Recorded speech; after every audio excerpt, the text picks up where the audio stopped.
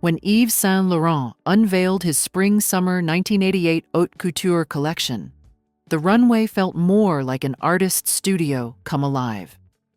A place where brushstrokes turned to fabric, canvases became capes, and the very movement of a woman's body was transformed into living sculpture.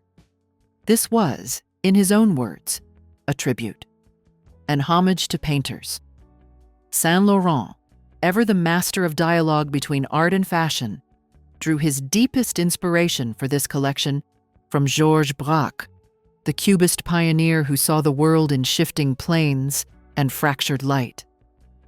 But this was no cold intellectual exercise. This was about setting static things in motion. Just as Cubist sculpture turned flat planes into three-dimensional forms, Saint Laurent once said, "I wanted to set static things in motion on a woman's body." Imagine a black and pink evening suit that looks as if Picasso himself stepped off the canvas and stitched it in silk, a picture suspended in space. Imagine a dress that seemed to escape straight from a Braque still life, where embroidered birds perch at the neckline, whispering secrets from another dimension. Throughout the show, Saint Laurent played with color like a Fauviste painter let loose in his atelier. Diaphanous muslin floated over skin like watercolor washes, while satin, gazar, and suede flickered between matte and gloss, texture and light. Browns and ochres found their echo in deep matte black. Cobalt blues and violets glowed when framed in golden yellow.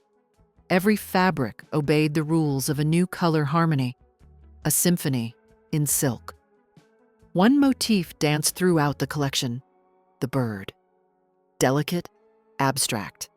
Sometimes perched on belts or nestled on headdresses. Sometimes soaring in jewelry. Look number 117, worn by the unforgettable Katusha, was an entire Braque painting reimagined for the body. Plain and embroidered cutouts created a moving collage, while the bridal gown closed the show as a direct nod to Braque's 1962 pair of birds.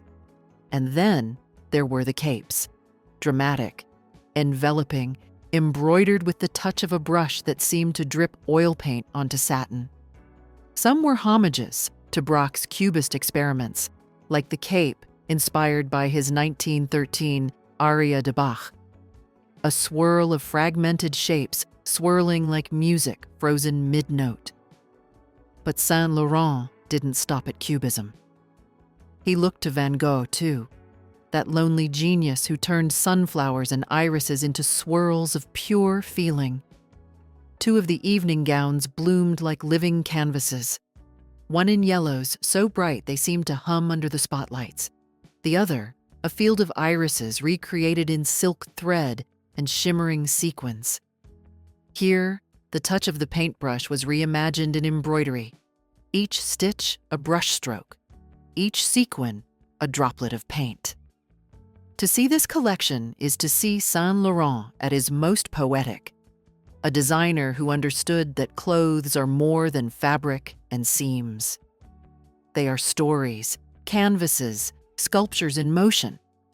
And when a woman steps into these garments, she doesn't just wear them. She completes them, becoming the final brushstroke in a masterpiece that moves, breathes, and lives. In homage to painters, Yves Saint Laurent reminded the world that fashion, like art, can make us see familiar things with new eyes, and that sometimes a dress is more than a dress. It's a canvas that comes alive the moment it meets a woman's body. Today, what remains of the haute couture that Yves Saint Laurent once celebrated are only shadows, delicate as silk and rare as true inspiration.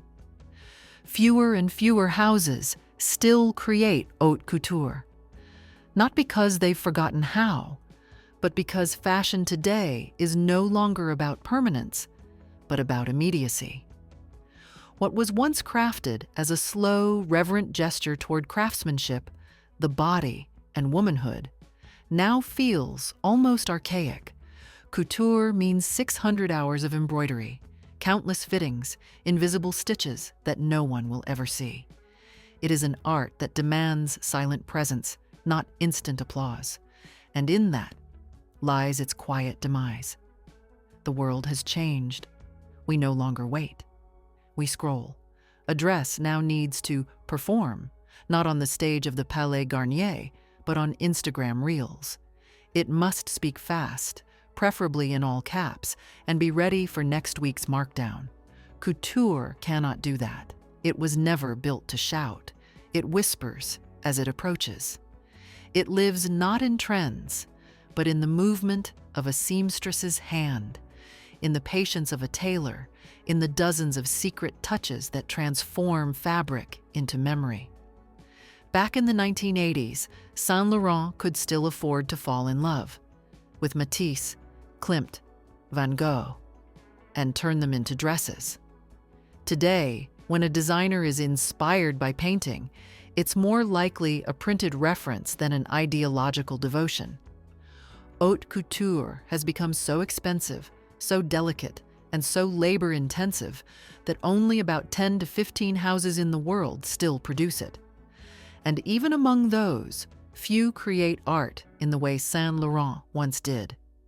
Many deliver the idea of couture, or rather, a product adapted to the logic of luxury marketing. Couture in the 21st century is almost a form of silent resistance. It exists despite logistics, profitability, and the expectations of investors. It's like a handwritten letter in the age of chatbots, like vinyl in a world of streaming.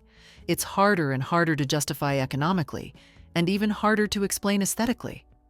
Why wear a dress that takes 3 months to make and is worn only once? Why seek out silent luxury when loud consumption is easier, faster, more visible? And yet, perhaps this is its quiet power, that it refuses to adapt. Couture remains an island, timeless, slightly melancholy, almost extinct, and at the same time, deeply alive. As long as there is someone who believes that fabric can become poetry, haute couture will continue to exist, even if we stop noticing it.